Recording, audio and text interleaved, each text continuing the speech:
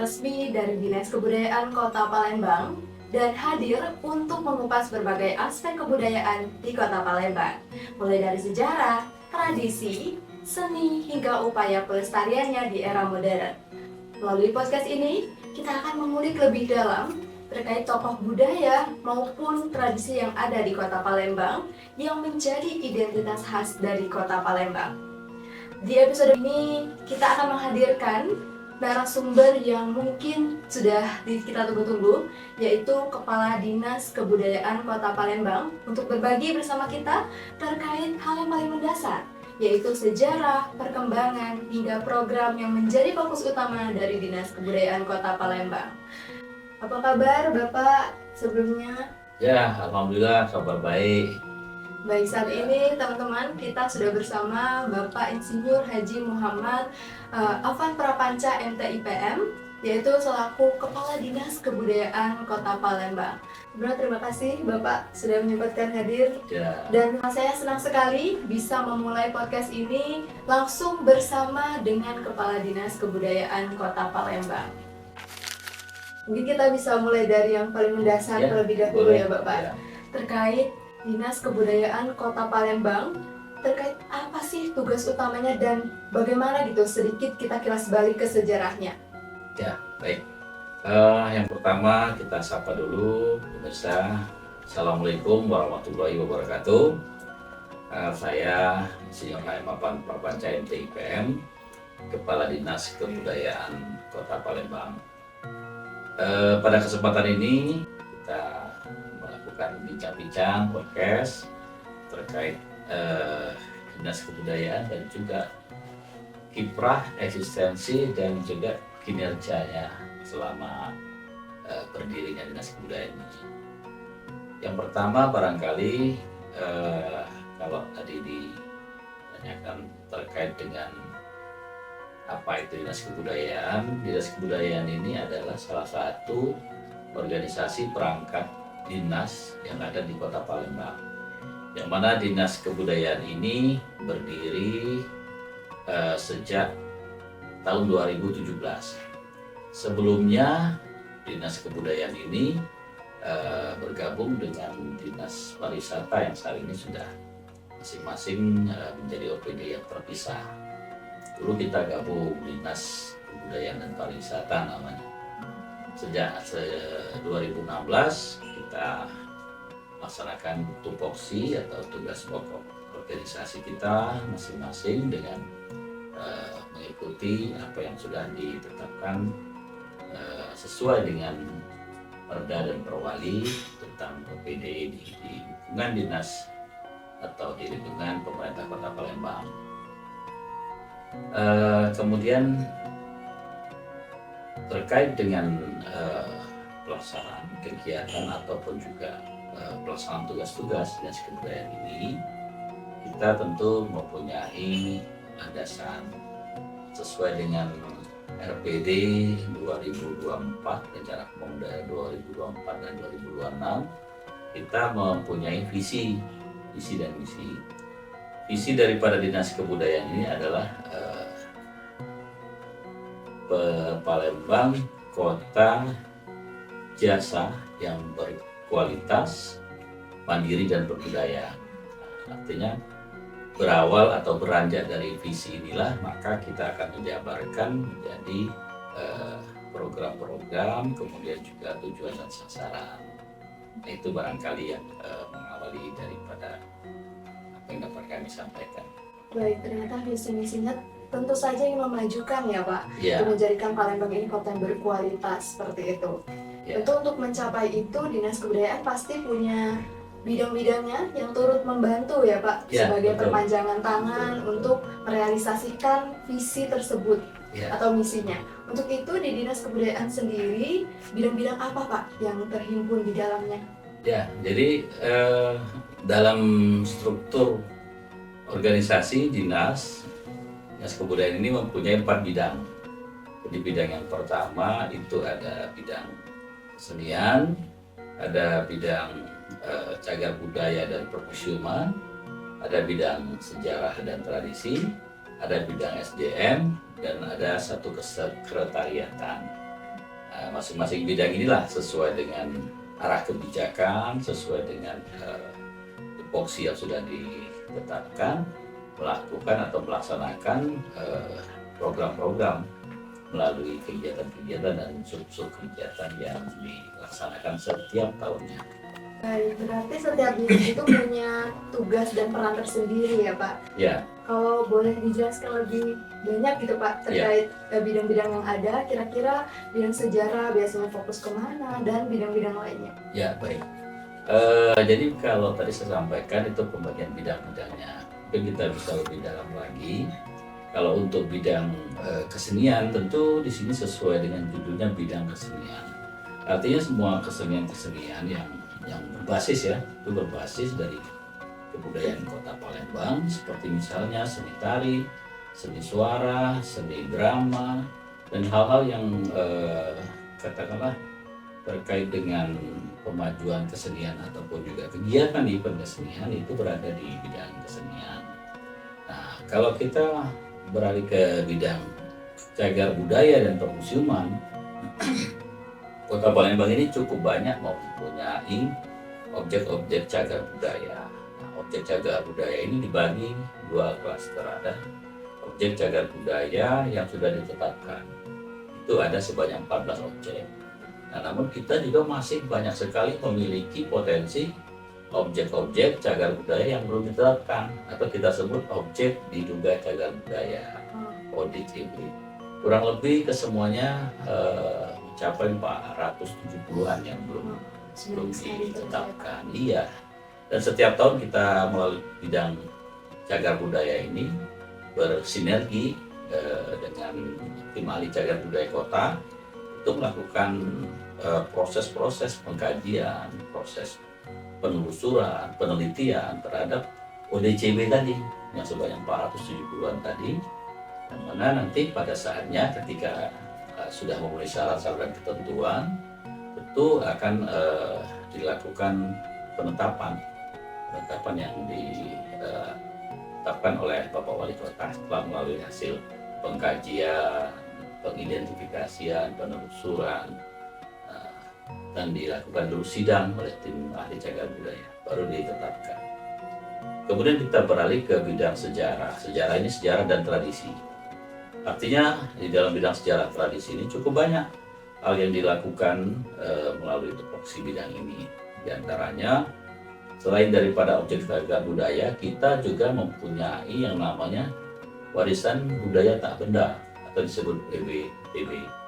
Nah, WWTB ini juga dilakukan proses pendaftaran. Artinya warisan budaya tak benda ini seperti pempek, songket, kue 8 jam, kemudian mundawaro, selain mundawaro itu, dan semua artinya peninggalan warisan budaya yang saat ini masih terus terkelola, terlaksana dan berada masih di lingkungan kehidupan masyarakat Kota Palembang.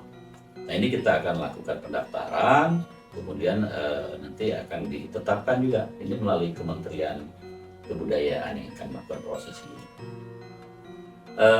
Selanjutnya ada bidang sumber daya manusia. Nah, ini lebih kepada bagaimana kita yang pertama melakukan semacam capacity building atau peningkatan kapasitas terhadap insan-insan budaya. Artinya kita akan melaksanakan juga nanti semacam verifikasi, sertifikasi para pelaku seni budaya, yang mana kita berharap nanti seniman, kemudian budayawan yang memang memahami tentang kebudayaan Palembang itu dapat mempunyai suatu sertifikasi. Dan ini sudah terkomunikasikan juga dengan Kementerian Kebudayaan, dan insya Allah tahun ini akan segera kita mulai.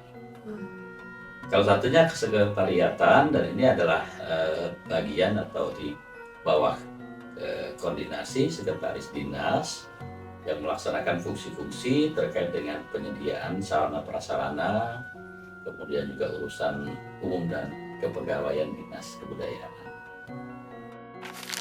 Oke, kalau tadi terkait tupoksinya apa berarti Ya. sejarah kesenian itu mencari lebih dalam Betul. terkait peninggalan yang ada di Kota Palembang. Ya. Kemudian untuk merealisasikannya nih Pak, untuk kita kenalkan ke masyarakat luas gitu. Kira-kira dalam program atau event apa gitu, Dinas Kebudayaan biasanya mengenalkan kembali budaya, tradisi, kesenian tersebut ke Ya. masyarakat luas. Baik, jadi kalau kesenian kita sudah memulai ya, sudah melaksanakan program-program seperti kita melakukan ajang pentas seni budaya, baik itu berupa event ataupun juga kompetisi. Ada yang sifatnya kita memberikan hiburan ke masyarakat yang kita branding dengan persami, pertunjukan Sabtu Minggu untuk pertunjukan seni ya. Dan itu sudah kita mulai tahun 2024 dan insya Allah di tahun 2025 ini juga akan berlangsung. Nah ini kita melibatkan semua komunitas seni budaya yang mana kita berikan mereka kesempatan untuk tampil, merefleksikan, kemudian mengeksistensikan, melakukan juga mengeksploitasi kemampuan seni budaya yang mereka miliki dan disaksikan oleh komunitas yang lain. Jadi lebih kepada pentas seni budaya ini untuk antar komunitas dan juga masyarakat yang memang berminat untuk mengikuti perkembangan seni budaya di Kota Palembang. Selain itu juga kita menyelenggarakan kompetisi yang sudah kita laksanakan di tahun 2024 adalah kita melakukan semacam pertandingan atau event kompetisi antar kecamatan.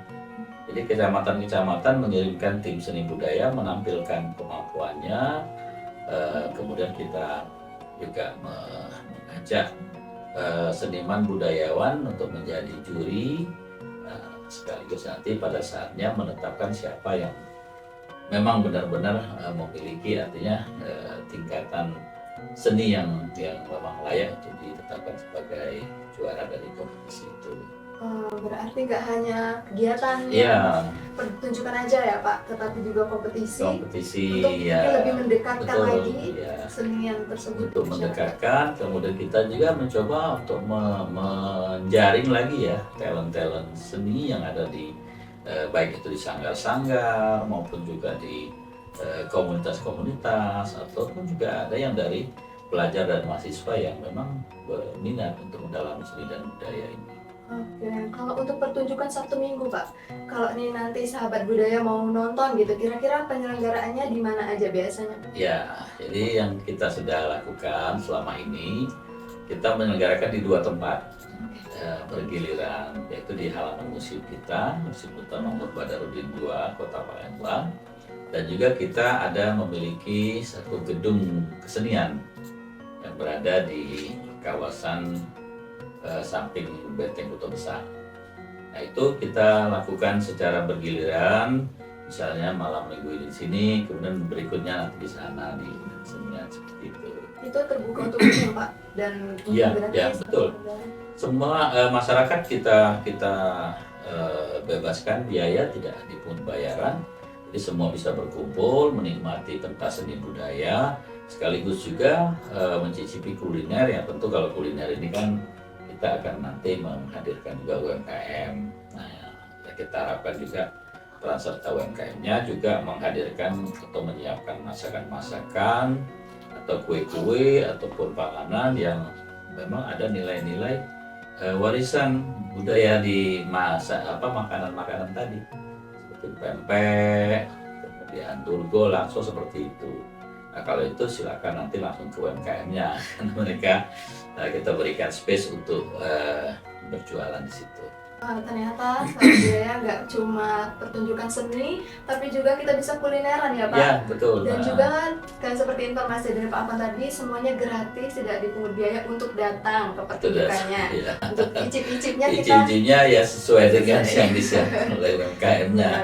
Sesuai dengan budget yang kita punya sahabat. Ya, pokoknya murah meriah menarik lah kita Iya. kemas. Sangat dekat ya Pak dengan masyarakat ya Pak. Betul. Aksesnya juga mudah kalau teman-teman mau datang gitu ya Pak. Kalau Ya. diselenggarakan lagi di sebelah Benteng Kota Besar dan di halaman Museum Sultan Mahmud Badarudin. Selain event-event, kemudian juga mencari lebih dalam terkait peninggalan yang ada di Palembang gitu ya Pak. Tentunya pasti upaya tersebut membuahkan hasil gitu ya Pak. Iya. Akhirnya akan menciptakan prestasi atau capaian. Ya. Kira-kira sepanjang berdirinya Dinas Kebudayaan Kota Palembang, prestasi apa aja yang udah diraih bersama-sama Pak? Iya, baik. Jadi barangkali kalau saya kan di sini sudah kurang lebih 11 bulan ya, sejak bulan Maret 2024 sampai ke Februari 2025 ini. Artinya kalau yang sebelumnya mungkin saya kira bisa lihat di laporan-laporan yang saya sampaikan di sini sejak kami berada di sini. Memang ada beberapa penghargaan yang sudah kita raih, seperti dari Dinas Pariwisata Kebudayaan dari Kebudayaan Provinsi, Dinas Kebudayaan dan Pariwisata Provinsi ketika mengikuti event-event sebagai partisipasi dan juga event-event pertandingan juga kompetisi. Nah, itu memang di 2024 kita pernah mendapatkan juga raihan penghargaan itu. Di akhir tahun lalu di bulan Desember kita mendapatkan penghargaan tingkat nasional dari Kementerian Kebudayaan. Kita mendapatkan Piala Anugerah Kebudayaan peringkat 2 nasional, di mana peringkat 1 atau peringkat emas itu diraih oleh 2 kota, yaitu kota Yogyakarta dan kota Bukit Tinggi. Untuk peringkat 2 ada 3 kota. Ada kota Denpasar, ada kota Solo, dan kota kita Palembang. Ya. Nah, peringkat 3 ada 2 kota, kota Palopo dan kota Bandung. Artinya kalau melihat dari sini, Palembang ini sebetulnya secara eksistensi kebudayaannya cukup diakui di tingkat nasional. Dan ini menjadi PR yang berat tahun ini, karena kita harus mempertahankan. Syukur-syukur kita bisa merebut peringkat yang lebih baik, yaitu peringkat 1. Harapan kami seperti itu. Kami tentu berharap upaya yang kita sudah laksanakan dan sedang akan kita lanjutkan ini mendapatkan dukungan, mendapatkan atensi, mendapatkan juga support ya. Karena memang jujur kalau kita katakan kita tentu memerlukan dukungan anggaran yang memadai. Nah, ini yang tentu barangkali kita berharap juga selain daripada menggunakan anggaran APBD, kita berharap ada juga peran serta ya dari tanggung jawab sosial lingkungan atau TJSL dari perusahaan-perusahaan yang kita kenal dengan CSR. Tentu dengan adanya dukungan seperti itu, kita akan lebih memudahkan atau mempercepat, mengakselerasi kita di dalam melakukan kegiatan-kegiatan, dalam melakukan suatu event-event dan juga aktivitas seni budaya yang dapat bernilai lebih, saya kira itu.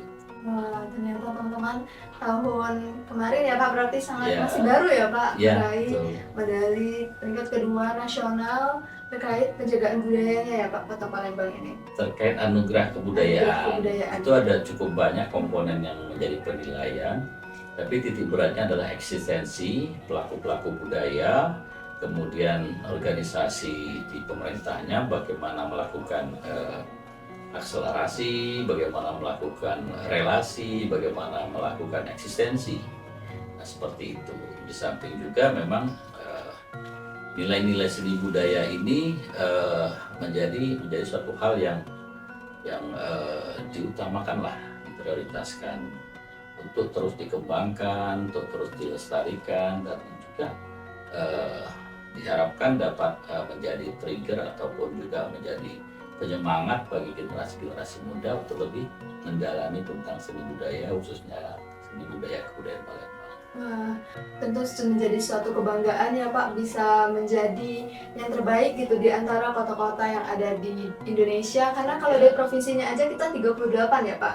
Iya. Kotanya itu berapa kita hitung lagi, dan tentunya menjadi hal yang sangat membanggakan untuk Ya, kota kita tercinta. Dalam proses meraih prestasi itu pasti ada aja tantangan yang kita hadapi gitu. Gimana kira-kira langkah yang diambil untuk setidaknya meminimalisir atau mengecilkan sebuah tantangan kecil dan bagaimana meredakannya gitu Pak? Ya, betul. Memang ada hambatan, ada kendala dalam setiap kita melaksanakan kegiatan atau program yang sudah kita canangkan. Tentu ini kita sikapi dengan kita membuka komunikasi dengan semua pihak, dengan pelaku-pelaku budaya, dan juga yang paling penting pelibatan.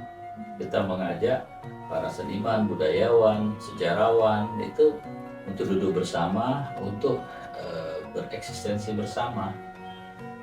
Selain daripada pentas-pentas seni dan lain-lain tadi, kita juga mengadakan kegiatan semacam diskusi-diskusi sejarah, diskusi budaya, yang mana tahun lalu itu ya mungkin hampir 20 event lah terkait itu kita laksanakan, baik dari tingkat lokal, tingkat nasional, bahkan ada internasional. Kita mengadakan seperti itu dengan adanya komunikasi yang baik, dengan adanya keterbukaan, dan dengan kita mendengarkan artinya apa sih yang menjadi keinginan sejarawan budayawan itu.